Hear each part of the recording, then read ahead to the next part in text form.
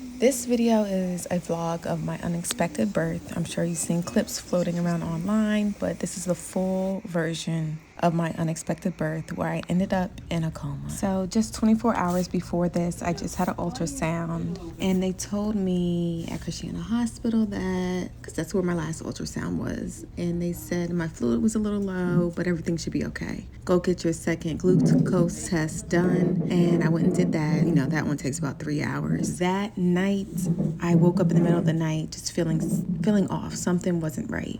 So we ended up in the emergency room. Actually, what time was that? At another hospital at around midnight, but I believe I gave birth around 2 or 3 o'clock, I think, but I don't really know. So as you can see there, me and my mom were just talking, and they actually started prepping the OR for me because they were like, you need to get in there. I actually started like spotting and bleeding a little bit, but yeah, it was time to have an emergency C-section. So we were getting ready for that. Now, I went back into the OR to get my spinal block, and I remember they had issues getting it in. They kept hitting different nerves, and I remember screaming, like it was so painful, that spinal block. Last thing I remember was my doctor looked me in my eyes as I was laying down. She said, "I'm so sorry. I'm gonna have to put you to sleep." And that's the last thing I remember. My mom was waiting to get called back after my spinal block, and as she was waiting in the next room next door, she just heard over the speakers code blue, and everybody was just running to my room. Security, nurses, doctors, everybody was just running to the OR, and my mom was just like hysterical from what I heard. Everyone said that she just was a mess because she's just wondering, like, am I alive? Is my daughter alive? Like, what exactly happened? What is going on? One nurse ran by and was telling my mom, don't worry, she's alive. So I was alive. I did code for about 4 minutes. I coded. And then I came back alive, and then I coded again for 3 minutes. So my mom's freaking out because she's like, what the heck? Is she alive? Is she not alive? So it was a lot. Yeah. Now, my dad is in the medical field, so the first thing he asked, well, he's retired, 20 years in the Army medical. But anyways, first thing he asked was, how long did she go without oxygen? Like, that was like his first question. So he knew all the questions to ask. Now, this is me after giving birth. The machines basically kept me alive. I received about 4 or 5 bags of blood, 2 Cairo infusions. I don't know if I'm saying that right. CYRO infusions. I had x-rays done. The first x-ray, they saw my chest was fine. And then the second one, it was worse. I had pneumonia of the lungs, full of fluid. As you can see, I had tubes in my neck, in my mouth. It was a lot. My temperature was 101, but my body was ice cold. I basically went into cardiac arrest. So the ICU team that I had, they were the best. Like, they took care of me and my family. As you can see, one of the girls, she's cleaning me up. She even did my hair, braided my hair up a little bit. Like, they really took care of my body while I was under. They even oiled me up. As you can see, my legs are even moisturized. I'm lotioned up, made sure my skin wasn't dry. But they really took care of me and took care of my family. My mom and dad, they ended up staying in there with me. So it was really good. They really did a great job, the team. I can't remember everybody's name, but they were amazing. It was like Heather, Shayla, Brandon, Alyssa. I can't remember, but they were just amazing. Like, they were the best. As you can see, by the way, I'm waking up slowly. I'm on a blood pressure machine, I think I was like on a machine, or they were giving me medication. I don't know, but it was something that was keeping my blood pressure leveled. So I know that was a thing while I was under, and also my oxygen levels were starting to go up. I'm starting to wake up. By the way, at one point, my family didn't even know if I had any brain function. So, yeah, they had to wait for that and wait for me to wake up. And I think they like lowered my medications that I was on and like did something to my feet to see if I had any feeling or if I, acknowledged anybody.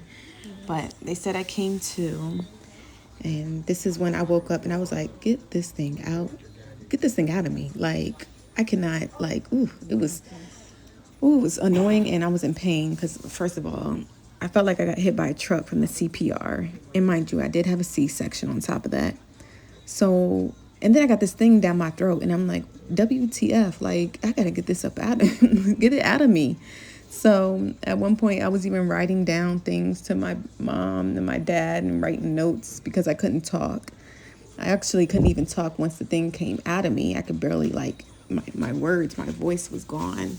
So I had a lot of notes, as you can see, where I was writing to my family so that they could understand me and I could preserve my energy. I'm going to suction your mouth, okay? Open your mouth for me. Yeah, I just want to clear out everything in your mouth. Because I don't want none of that to go to your lungs. Just open your mouth, Raven, okay? Yeah. He just has to suction you real good so nothing gets in your lungs when we pull the teeth. Yeah, you don't want any more infections. Yeah. It's okay. Is that the best way you can open, or can you open a little more? I know it's not the best thing, but yeah. It's okay. We just gotta get all that out of there, honey. Yeah. It's okay, sweetheart. It's gonna be much better when it's all over here. What do you need?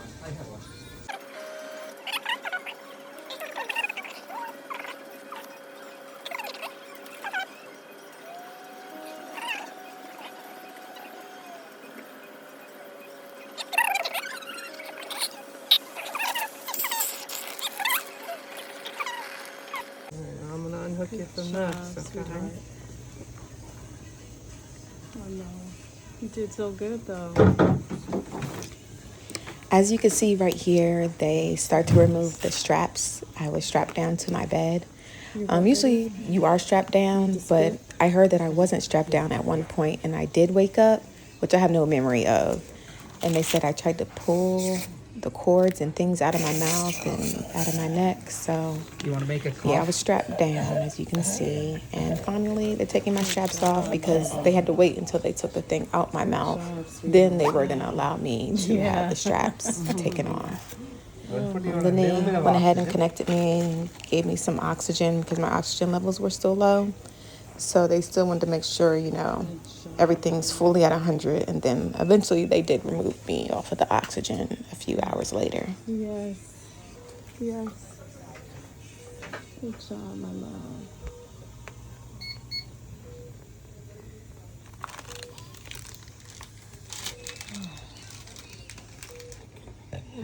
Oh, goodness. Thank you.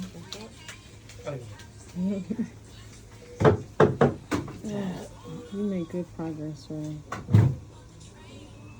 Oh, I'll leave this here. That way if you need it. oh yeah.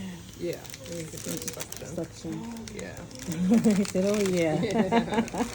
Okay. Your own suction now. All right, you okay? Yeah, good. Very good. All right.